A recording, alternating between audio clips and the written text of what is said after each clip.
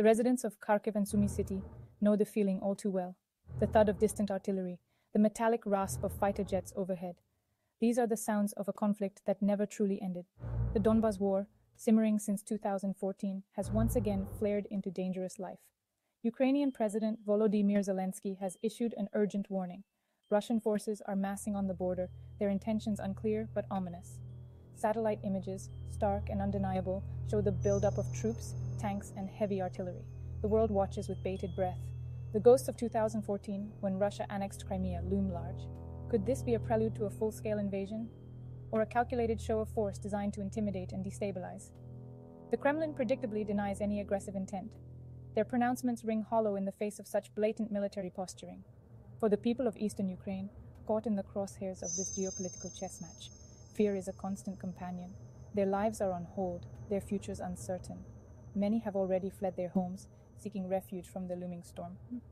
The lucky ones have found shelter with relatives in other parts of the country. The less fortunate huddle in makeshift camps, their lives reduced to bare survival.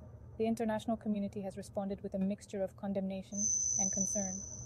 The United States and its NATO allies have imposed sanctions on Russia, but their impact remains to be seen. The fear is that these measures, while necessary, will not be enough to deter further aggression.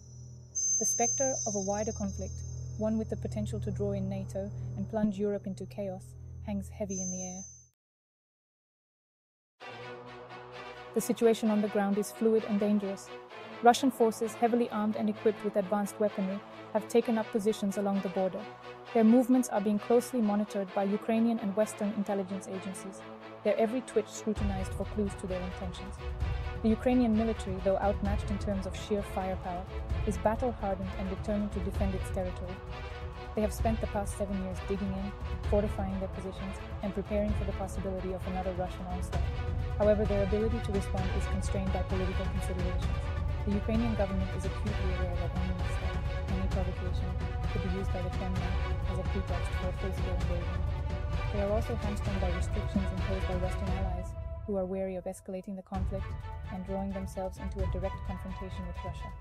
The United States and other NATO members have provided Ukraine with some military aid, including defensive weapons and training, but they have stopped short of providing the kind of lethal assistance that Kiev has requested. The fear is that providing Ukraine with offensive weapons would be seen as a provocation by Moscow and could lead to a dangerous escalation. This cautious approach has been met with frustration in Kiev, where many believe that the West is not doing enough to support Ukraine in its hour of need. They argue that the West's reluctance to stand up to Russia will only embolden Putin and make a wider conflict more likely in the long run. In the face of this growing threat, President Zelensky finds himself walking a diplomatic tightrope. He must project strength and resolve, both to deter further Russian aggression and to reassure his own people that he is doing everything in his power to protect them. At the same time, he must avoid any actions that could be perceived as provocative by Moscow.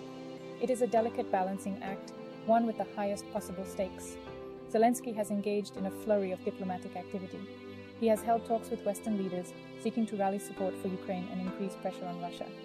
He has also appealed directly to the Russian people, urging them to see through the Kremlin's propaganda and recognize the folly of war. He has sought to strengthen Ukraine's ties with the West, pushing for closer integration with NATO and the European Union. These efforts have been met with mixed success. While the West has been vocal in its support for Ukraine's sovereignty and territorial integrity, it has stopped short of offering concrete security guarantees. Zelensky's domestic standing has been bolstered by the crisis.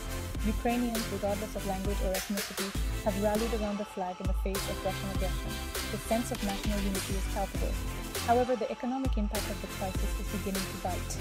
The hryvnia, Ukraine's currency, has plummeted in value and foreign investment has dried up. The current crisis is about more than just territory. It is about the future of Ukraine as a nation and its place in the world.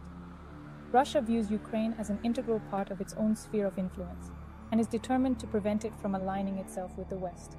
The Kremlin has used a variety of means to try to destabilize Ukraine, including military force, economic pressure, and disinformation campaigns. The goal is to weaken Ukraine from within, making it more susceptible to Russian influence. The Ukrainian people, however, have shown remarkable resilience in the face of these challenges. They have repeatedly taken to the streets to defend their democracy and their right to determine their own future.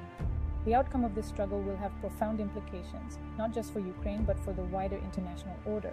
If Russia is allowed to succeed in its aggression against Ukraine, it will send a clear message that might makes right and that international law is meaningless.